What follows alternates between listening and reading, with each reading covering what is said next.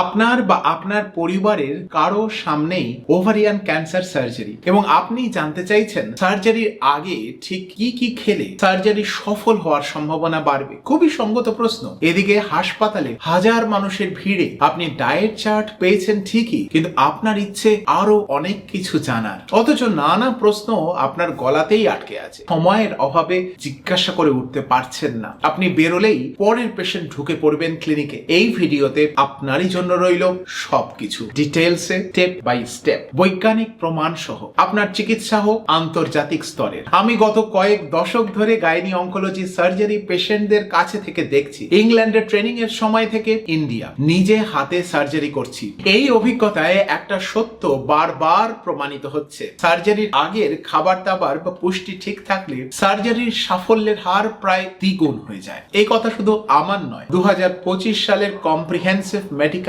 অ্যানালাইসিসও ঠিক একই কথা বলছে। এদিকে সার্জারির তারিখ আসছে এবং আপনি বুঝতে পারছেন না কিভাবে শরীরকে প্রস্তুত করবেন। এই গাইডে আমরা অনেক কিছু জানবো। কতটা সময় হাতে আছে, কেন পুষ্টিহীনতা এত বিপজ্জনক ওভারিয়ান ক্যান্সারের ক্ষেত্রে, প্রতিদিন ঠিক কতটা প্রোটিন এবং ক্যালোরি দরকার, ইমিউনো নিউট্রিশনের নতুন বিজ্ঞান, অ্যানিমিয়া লুকোনো ফাঁদ এবং কোন কোন খাবারগুলো একদম বাদ দিতে হবে। হাতে সময় কতটা, ওভারিয়ান ক্যান্সারের সার্জারির আগে নিউট্রিশনের প্রস্তুতির জন্য কতখানি সময় পাওয়া যায় জিজ্ঞাসা করেন অনেকেই। ওভারিয়ান ক্যান্সারের পেশেন্টদের সার্জারি মূলত দুটো পথে হয়। প্রথম গ্রুপে যারা সরাসরি সার্জারি দিয়ে ট্রিটমেন্ট শুরু করেন, নিউট্রিশনের জন্য তাদের হাতে সময় থাকে মাত্র 7 থেকে 14 দিন। আর দ্বিতীয় গ্রুপ যারা আগে থেকে কেমো দিয়ে ট্রিটমেন্ট শুরু করেন, মাঝে সার্জারি করান, সেক্ষেত্রে সময় পাওয়া যায় প্রায় 6 সপ্তাহ। প্রথম গ্রুপ যাদের প্রাইমারি সার্জারি দিয়ে শুরু হচ্ছে, তাদের এই 14 দিনে প্রায় 42টি মেজর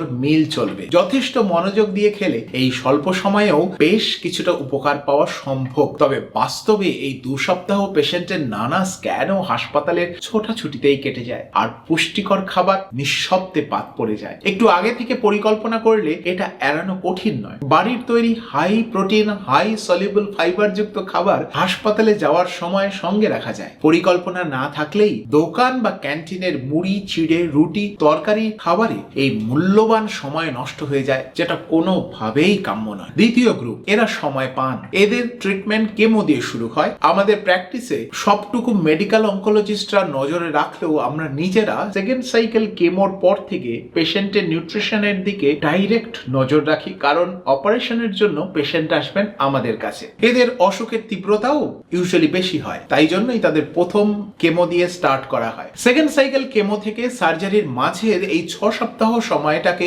আমরা রীতিমতো এমার্জেন্সি ভিত্তিতে কাজে লাগাই। এই সময় শুধু ডায়েট চার্ট যথেষ্ট নয়, চাই পেশেন্টের সঙ্গে 1-to-1 কেয়ার এবং অত্যন্ত আন্তরিক ও ঠাস বুনট পরিকল্পনা। নিউট্রিশন ক্রাইসিস কেন হয়? ওভারিয়ান ক্যান্সারের নিউট্রিশন ক্রাইসিস হওয়ার কারণ একাধিক। টিউমার সারা শরীর জুড়ে ইনফ্লামেশন মার্কার ছড়িয়ে দেয়, তাতে পেশেন্টের সারাক্ষণই বমি ভাব, অল্প খেলেই পেট ভরে যাওয়া, ক্লান্তি, ফ্যাটিগ ইত্যাদি চলতে থাকে। কারো পেটে জল জমে, পেটের জায়গা এমনিতেই কমে যায়। কারো টিউমার বড় সাইজের হলে তা পাকস্থলীকে আরো চুপসে দেয়, হওয়াই মুশকিল। ফলে পেশেন্ট অল্প খেলেই হাঁপিয়ে পড়েন। পুষ্টির পরিসংখ্যান আঁতকে ওঠার মতো। প্রকাশিত পরীক্ষায় জানতে পারছি বেশিরভাগ ক্যান্সার পেশেন্টই ডায়াগনোসিসের সময় প্রায় 30 থেকে 80% ক্ষেত্রে মাঝারি থেকে তীব্র পুষ্টিহীনতায় ভুগতে থাকেন। 2025 সালে প্রকাশিত ফ্রন্টিয়ার্স ইন ইমিউনোলজি জার্নাল প্রায় 1200 মহিলার উপর গবেষণা করে বলছে, সার্জারির আগের এই নিউট্রিশনের অভাব সার্জারির পরে সেরে ওঠাকে ব্যাপকভাবে প্রভাবিত করে। বিশেষত শরীরের যে ছোট ছোট হোয়াইট ব্লাড সেলগুলো ইনফেকশন বা অসুখের সাথে লড়াই করে, তা সার্জারির 3য় দিনে একদম তলানিতে ঠেকে যায়। কিন্তু সার্জারি না করলেও নয়, কারণ এটা অত্যাবশ্যকীয় ক্যান্সার ট্রিটমেন্টের একটা পার্ট, তাই দরকার সঠিক প্রস্তুতি। নিউট্রিশনের রোড ম্যাপ কখন শুরু করতে হবে? European society for clinical nutrition এবং মেটাবলিজমের 2025 সালের গাইডলাইন সুস্পষ্ট।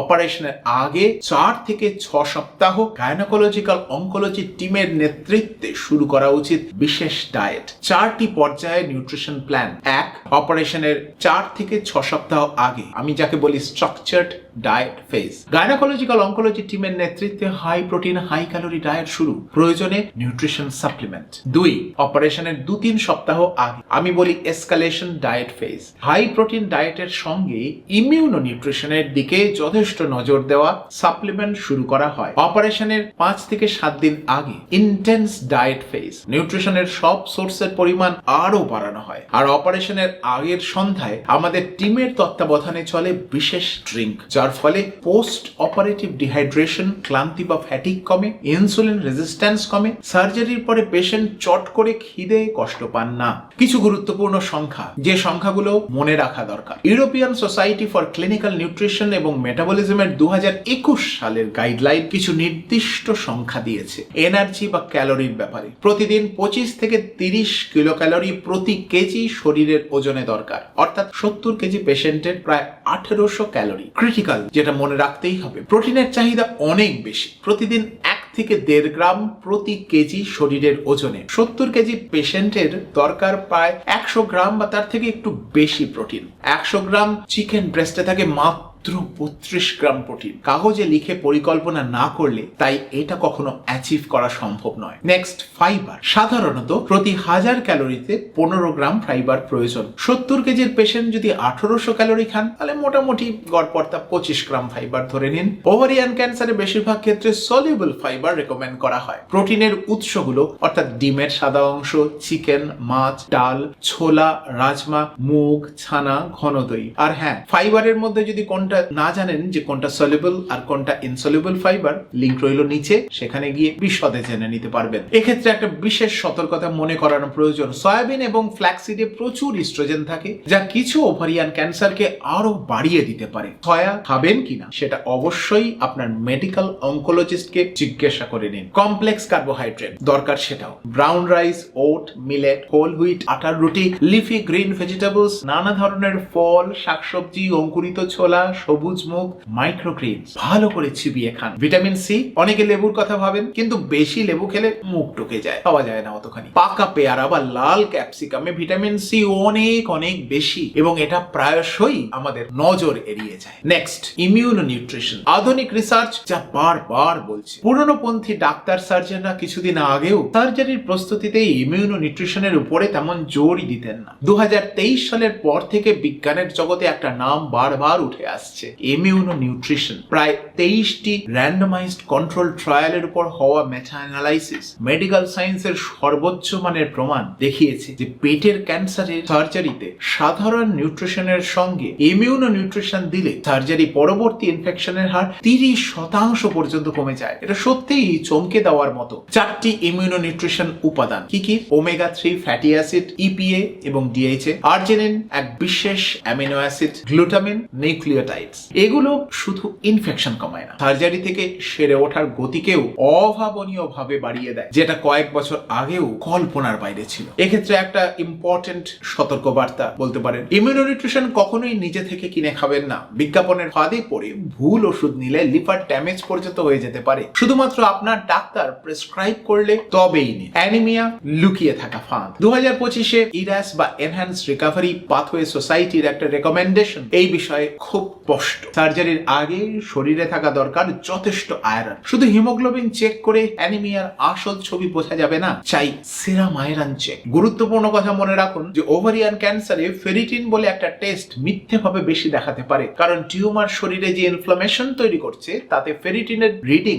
মিথ্যে মিথ্যে উপরের দিকে চলে যায়। ফেরিটিন চেক অর্থহীন, ফেরিটিন নয়, তাই সেরাম আয়রন চেক করা। সেরাম আয়রন কম থাকলে সার্জারির আগে স্যালাইনের মাধ্যমে আয়রন দেওয়ার দরকার পড়তে পারে। কেমো পরবর্তী পেশেন্টের ক্ষেত্রে হিমোগ্লোবিন কম থাকে, কারণ কেমো বোন ম্যারোকে চাপে ফেলে দেয়। এই কারণে তৃতীয় সাইকেল কেমোর পরে 3 সপ্তাহের মধ্যে সাধারণত সার্জারি করা হয় না। কেমো তো এড়ানো যায় না, তাই দরকার সার্জারির আগের যথেষ্ট প্রস্তুতি। খাবার থেকে আয়রন কিভাবে পাবেন? পালং শাক, মুসুর ডাল, রাজমা, খেজুর, কিশমিশ, আয়রন ফর্টিফাইড ওট বা কর্নফ্লেক্স। কিন্তু একটা শর্ত আছে, আয়রনের সাথে ভিটামিন সি না থাকলে শরীর আয়রন ভালোভাবে ভিতরে ঢোকাতে পারে না। তাই এই আয়রন সমৃদ্ধ খাবার সময়ে সঙ্গে রাখুন লেবুর রস, মুসম্বির রস বা খানিকটা পাকা পেয়ারা। কোন কোন খাবারগুলো বাদ দেবেন? অ্যালকোহল তো এখনই বন্ধ করুন, এটা শুধু লিভারের ক্ষতি করে না, ইমিউনিটি কমায়, ব্লাড ক্লটিং বিঘ্নিত করে এবং কিছু অ্যানাস্থেসিয়া ওষুধের সঙ্গে বিপজ্জনক রিয়াকশন তৈরি করতে পারে। ডিটক্স ডায়েট, যেগুলো আপনি হয়তো ইন্টারনেটে দেখেছেন,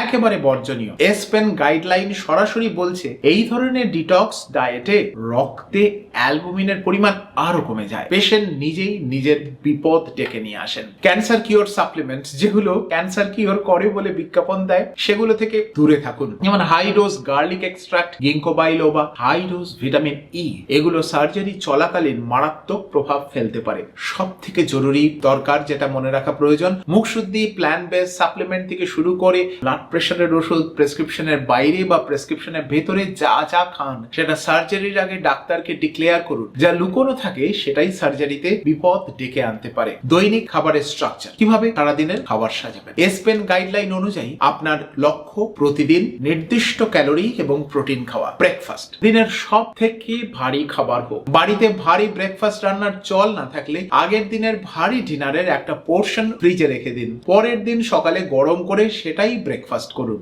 তারপর মিড মর্নিং স্ন্যাক্স, তারপর মাঝারি ভারী লাঞ্চ, বিকেলে হালকা চা স্ন্যাক্স, সন্ধ্যায় একটু প্রোটিন স্ন্যাক্স এবং রাতের খাবার সব থেকে হালকা। যারা আমিষভোজী আপনাদের জন্য অনেক রকমের ফার্স্ট ক্লাস প্রোটিনের সুযোগ আছে, কিন্তু যারা নিরামিষভোজী তাদের মনে রাখতে হবে কম্বিনেশন ফুড কি। ডাল চাল দিয়ে তৈরি খিচুড়ির মতো নিরামিষ খাবারে অনেক সময় কিছু অ্যামিনো অ্যাসিডের ঘাটতি থাকে। দুটো খাবারের কম্বিনেশন ফুড খেলে সেটা পূর্ণ হয়ে যায়। এরপরের কিছু তথ্য পরিবারের জন্য গাইডেন্স। পেশেন্টকে শুধু খাওয়ালেই হবে না, পরিবারের মানুষ যদি এই ধরনের খাবারের কালচারে বিশ্বাস না রাখেন, তবে পেশেন্ট নিজে চাইলেও বেশি দিন এ ধরনের ভালো খাবার খেতে পারবেন না। চাই টিম ওয়ার্ক। কাগজে লিখে ফেলুন 30 থেকে 35টি মেইন মিলের নাম আর মেনু রেডি রাখুন হাতের কাছে। শুধু প্রোটিন ফাইবার রিচ নয়, যে মেনু পেশেন্টেরও পছন্দ। কাগজে না লিখলে পরিকল্পনা কখনোই ঠিক মতো হবে না। মনে রাখুন, একসাথে অনেকটা ভারী খাবার খাইয়ে দেওয়ার চেষ্টা করবেন না পেশেন্টকে। এই ধরনের পেশেন্ট শুধুমাত্র লাঞ্চ, ব্রেকফাস্ট আর ডিনারের ভারী মেনু দিয়ে খেয়ে উঠতে পারবেন না। চাই অসংখ্য ছোট ছোট পোর্শনে ভাগ ভাগ করা খাবার এবং তার সঙ্গে প্রোটিন রিচ স্ন্যাক্স। চাই 2 ঘন্টা অন্তর অন্তর অল্প অল্প পোর্শনে নিত্য নতুন খাবার। বাড়ির রান্নাঘরকে সেভাবে তৈরি করুন। ট্রিটমেন্ট শেষ হওয়ার মাস 6 পর থেকে পেশেন্ট আবার স্বাভাবিকভাবে খেতে পারবেন, কিন্তু এই সময়টায় রান্নাঘরের একটা কালচার চেঞ্জ বা সাংস্কৃতিক পরিবর্তন চাই। সেটা ছাড়া কোনো মতেই পেশেন্টকে এই সার্জারি এবং ওভারিয়ান ক্যান্সার ট্রিটমেন্টে সঠিকভাবে সাহায্য করা সম্ভব নয়। শেষ করার আগে একটা কথাই বলি যে 2025 সালের গবেষণা একটা কথা বারবার বলছে, সার্জারির আগে নিউট্রিশন শুধু পেশেন্টকে ভালো রাখে না, সার্জারির সাফল্যকেই প্রায় দ্বিগুণ করে দিতে পারে। এবং সেই কাজটা শুরু হয় কাগজে একটা পরিকল্পনা লেখার মুহূর্ত থেকে। অনেক পেশেন্ট খুব দুঃখ করে বলেন, হাসপাতাল যত বিখ্যাত ততই নাকি পেশেন্টদের জন্য সেই হাসপাতালের বরাদ্দ সময় কম। আপনি পৃথিবীর যে প্রান্তেই থাকুন, আশা করি বাংলা পড়তে জানলে এই আর্টিকেল থেকে আপনার না বলতে পারা প্রশ্নের সব উত্তর পেয়ে গেছেন। শুরু করুন আপনার প্রিপারেশন আজই। নমস্কার, আজ এই পর্যন্তই। শিগগিরই দেখা হবে নতুন আরেকটা রিসার্চ আর্টিকেল নিয়ে।